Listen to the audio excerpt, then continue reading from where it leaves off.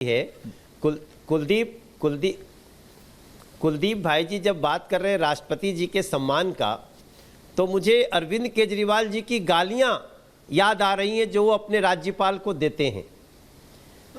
और मतलब कुलदीप भाई आप बार बार बोलते हैं, अगर एलजी साहब उद्घाटन करने लगे तो आप जानते हैं अरविंद केजरीवाल जी क्या करते हैं।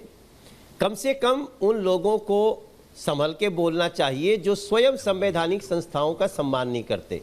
और कुलदीप जी एक बार नहीं, मैं बड़ी एक एक करके कई बार, कुलदीप जी बीच में नहीं, आपके बीच में किसी को नहीं बोलने देता। सभा में बैठ के आप एलजी को गाली देते हैं, एलजी महोदय को गाली देते हैं।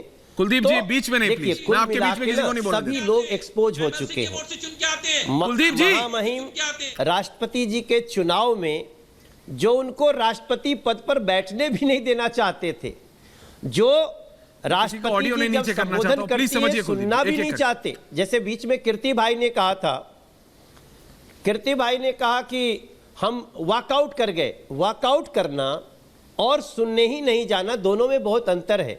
हालांकि आप स्पोर्ट्स पर्सन हैं, आप हर जगह आपके में खेल भावना है, तो आप मुस्कुरा रहे हैं, हम भी देख रहे हैं। लेकिन कीर्ति भाई साहब, वॉक करना, उपस्थित होके अपना विरोध जताना, दैट इज डिफरेंट थिंग। और पूरी तरह से उस अभिभाषण का ही विरोध कर देना जिसको सुना भी नहीं है, ऐसी स्थिति में कोई भी उसको सही नहीं ठहरा सकता।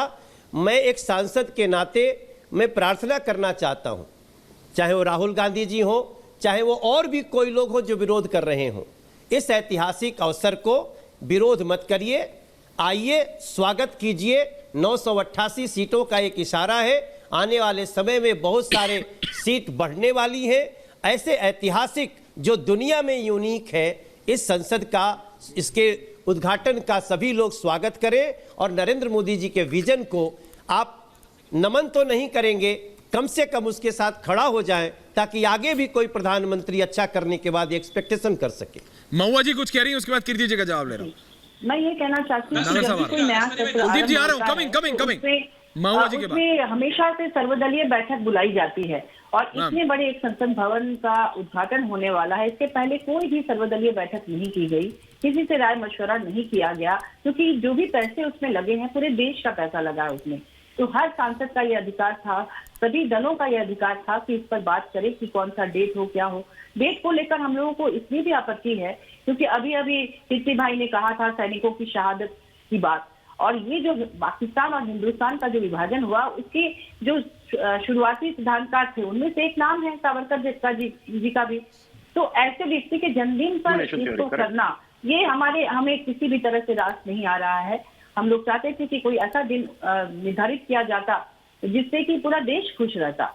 आज जो हिंदू और मुस्लिम में जो नफरत की दीवार खड़ी हो गई है, आज सैनिक मतलब पाकिस्तान से अपने देश की सुरक्षा के लिए अभी तक महुआ जी आपको दिक्कत थी कि हु इज इनॉग्रेटिंग, कि प्रधानमंत्री क्यों इनॉग्रेट कर रहे हैं, अब आपको तारीख से दिक्कत है। नहीं, हमारी पार्टी को दो आपत्तियां हैं, एक तो डेट को लेकर है, और दूसरा है क्योंकि हिंदू मुस्लिम के जो बीच जो नफरत है, उसके पीछे हर साल जो सैनिकों के पीछे, सुरक्षा के पीछे जो करोड़ों रुपए बर्बाद होते हैं हमारे जी, सुन रहे हैं ना, उससे हमारे एजुकेशन में, हेल्थ में, हर सेक्टर में हम लोग आगे बढ़ सकते थे। वो एक ऐसा नासूर बन चुका है हिंदू मुस्लिम के बीच नफरत, शायद भाजपा उसी की पॉलिटिक्स कर रही है। लेकिन तारीख से क्या सावरकर जी से आप क्यों हिंदू मुस्लिम कर रहे हैं? बिल्कुल, हिंदुस्तान और पाकिस्तान के विभाजन में जो शुरुआती जो पैरोकार थे उनमें से एक नाम उनका आता है।